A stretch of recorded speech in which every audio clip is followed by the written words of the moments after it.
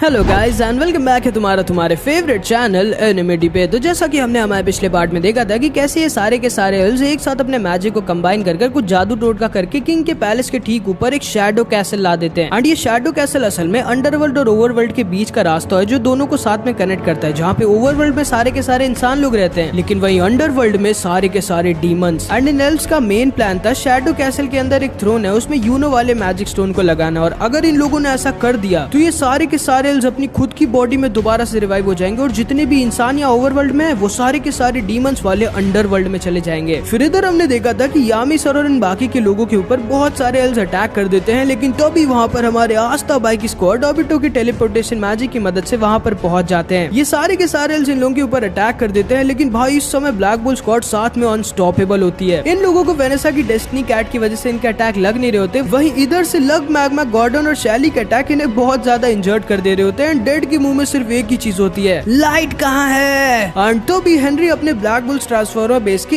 एक पन से इन सारे एल्व्स को सुला देता है। ओए यामी, तुम्हारी स्क्वाड तो कमाल है भाई।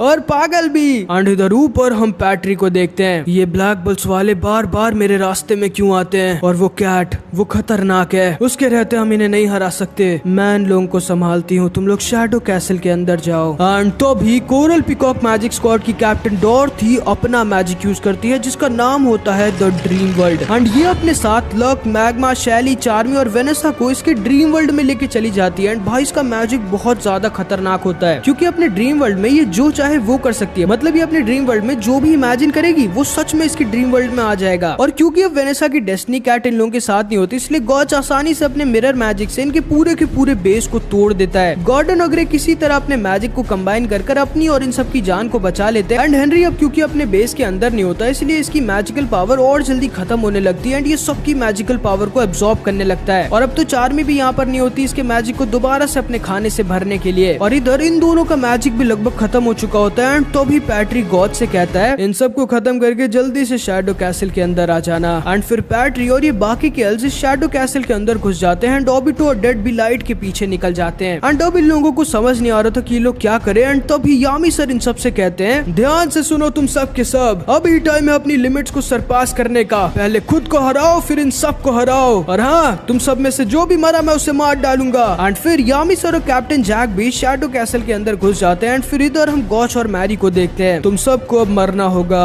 एंड तभी गॉच अपने मिरर मैजिक से इन सबको घेर लेता है। एंड इसकी बहन मैरी फिर अपना मैजिक यूज करती है जो होता है स्टैचू मैजिक। मतलब जो भी इसकी आंखों में देखेगा वो हिल नहीं सकता बिना इसकी मर्जी के। एंड मैरी अपने मैजिक से इन सबको स्टैचू कर देती है। एंड गॉच अपने मिरर मैजिक से इन सबको